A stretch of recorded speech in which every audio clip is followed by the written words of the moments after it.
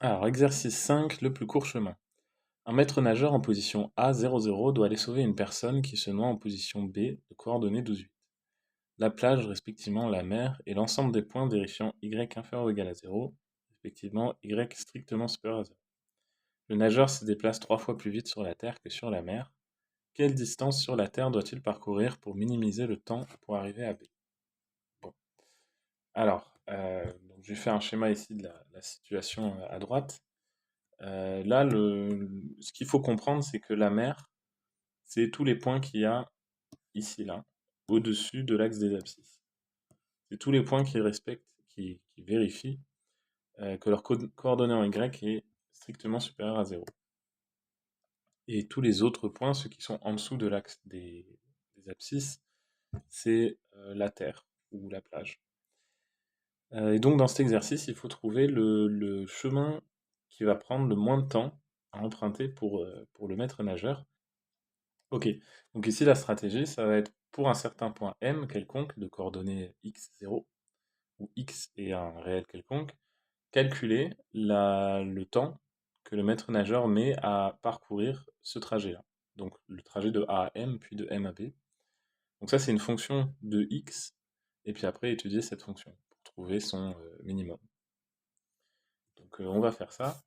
Donc je vais commencer en écrivant soit V la vitesse de nage, du nageur. Donc si V c'est la vitesse de nage, 3 fois V c'est la vitesse de course. Ok, et donc le temps qu'il va mettre, le temps de trajet sur la Terre, on va calculer d'abord. Et après, le temps de trajet sur la mer. Donc ici, il va à une certaine vitesse pour parcourir une certaine distance. Le temps qu'il va mettre, ça va être la distance à parcourir divisé par la vitesse qu'il a pendant le parcours. Donc le temps de trajet sur la mer, la distance c'est AM, et ça on divise par 3V. 3V parce qu'il va 3 fois plus vite sur la Terre. Et AM c'est de longueur X, donc ça fait X sur 3V. Et sur la mer, ça va être MB divisé par V, sa vitesse de nage. Et MB, c'est théorème de Pythagore, c'est une longueur à calculer. Ça fait racine de 12 moins x au carré plus 8 au carré. Ok. Donc, on pose la fonction qu'on cherche à minimiser. Ça va être la fonction qui, à x, associe x sur 3v plus racine de 12 moins x au carré plus 8 au carré sur v. Ok. Donc, on cherche le min de f. Et donc, on va faire son tableau de variation. Pour faire son tableau de variation, on fait le tableau de signe de f'. Bon, c'est quelque chose qu'on fait beaucoup. Donc, calculons f'. F' de x, ça va être d'abord 1 sur 3v, ici, pour ce terme-là, plus, donc je vais factoriser le 1 sur v ici, et je dois calculer la dérivée de racine de quelque chose. Donc là, on utilise la formule pour la dérivée de racine de u, c'est u' sur 2 racine de u. Ok, donc on commence par ce qu'il y a en bas, c'est 2 racines de u, donc 2 racines de ce qu'il y a à l'intérieur, 12 moins x au carré, plus 8 au carré. Et au-dessus, c'est u'. Donc u, c'est ce qu'il y a à l'intérieur de la racine. 12 moins x au carré, c'est encore une fois, on peut voir ça comme la dérivée d'une composée, c'est une fonction g, 12 moins x, mis au carré, et on dérive ça. Et ça fait 2 fois g', g. Ok, et si g' c'est moins, il y a le 2, et g, 2 fois 12 moins x. Le 8 au carré il disparaît. Voilà. Donc, on veut faire le tableau de signes de f'. Donc faisons le tableau de signes de f'.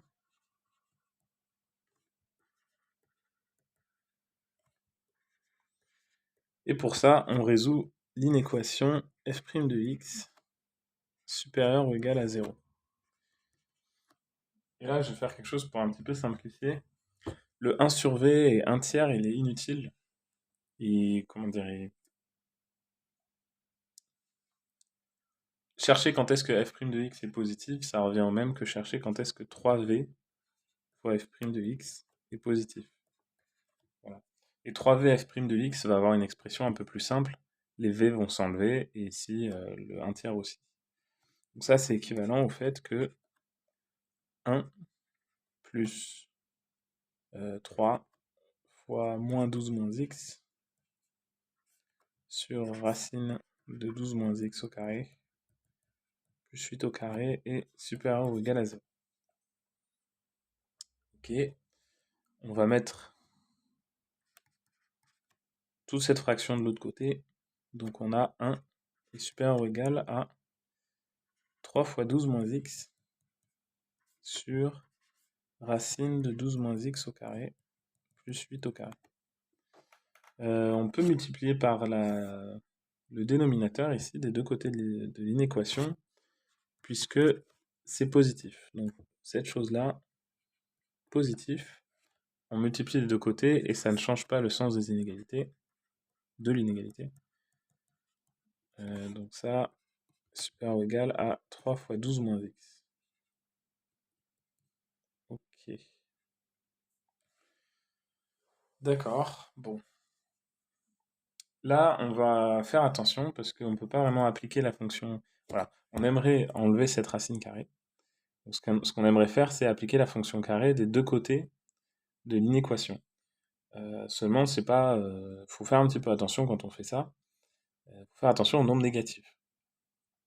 C'est-à-dire que c'est bien vrai pour deux nombres positifs. Pour x, y, deux nombres positifs, c'est bien vrai que x au carré supérieur à y au carré, c'est équivalent à x supérieur à y. Voilà, donc ça c'est simplement que la fonction x carré est croissante sur R+, mais sur R tout entier, cette propriété c'est pas le cas, donc on ne peut pas juste appliquer la fonction carré ici, garder l'inégalité, et puis voilà, obtenir une autre inéquation plus simple à résoudre. Ce serait juste faux. On peut que faire ça, appliquer la fonction carré des deux côtés, si les deux membres ont le même signe. Et ici, c'est pas le cas. Donc ce qu'on va faire, c'est on va faire une disjonction de cas. On va dire, pour certains x, pour les x pour lesquels ce membre-là est négatif, l'inégalité est vérifiée, puisque là on a quelque chose de négatif et là on a quelque chose de positif. Et pour les x pour lesquels ce membre-là est positif, bah, on a les deux côtés qui sont positifs, donc on peut appliquer la fonction carré des deux côtés et obtenir une inéquation qui est plus simple à résoudre. Donc deux cas, on fait ce truc-là, je sais pas comment ça s'appelle, une accolade. Et donc soit 12 moins x est négatif, donc on va l'écrire ici, 12 moins x négatif, c'est équivalent à x supérieur à 12. Donc soit x est supérieur ou égal à 12, soit x est strictement inférieur à 12, et cette équation, on va donc appliquer la fonction carré des deux côtés, et 12 moins x au carré plus 8 au carré est supérieur ou égal à 9 fois 12 moins x au carré. Donc ça, on va appeler ça l'équation E. Et l'équation E, elle est équivalente à... bon, on va la résoudre. Du coup, on a 12 moins x au carré des deux côtés. On va soustraire 12 moins x au carré des deux côtés. 8 au carré, c'est 64. Donc ici, on a 8 12 moins x au carré. On divise par 8 au carré. Ok. Et là, on a le carré d'un nombre qui est plus petit que 8. Donc là, encore une fois, il faut faire attention. Le nombre 12 moins x, non, je l'ai supposé positif. J'ai supposé 12 moins x positif. Donc ça, c'est équivalent Enfin, E n'est pas équivalent à ça, mais... et équivalent, ok, si X... Donc cette équivalence, elle est vraie si X est inférieur à 12. À 12 moins X inférieur ou égal à racine de 8. Et ça, c'est équivalent à X supérieur ou égal à 12 moins racine de 8. Ok, donc là, qu'est-ce qu'on a? On a que si X est supérieur ou égal à 12, f' est positif, et si X est inférieur à 12, f' est positif quand X est supérieur à 12 moins racine de 8. Donc, du coup, si on résume ça dans un tableau de variation, on a X,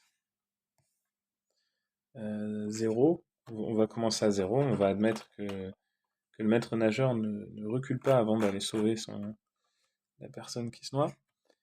On va aller jusqu'à plus l'infini, même si bon, on se doute bien qu'il ne va pas non plus aller trop loin sur la Terre avant d'aller sauver le nageur, le noyé. Et on a un 12 moins racine de 8 ici. Et donc voilà, pour x supérieur ou égal à 12 moins racine de 8, f' est positif. Et pour x supérieur à 12 aussi, f' est positif. Donc f' ressemble à ça.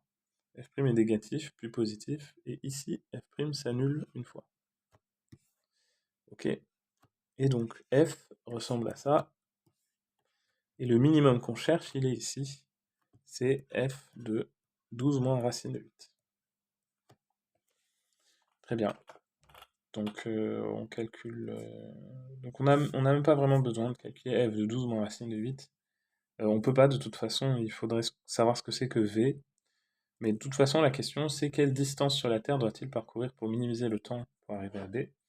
Et la distance qu'il parcourt sur Terre, ça correspond bien à ce x. C'est ce qu'on cherche. Donc du coup, on a x égale 12 moins racine de 8.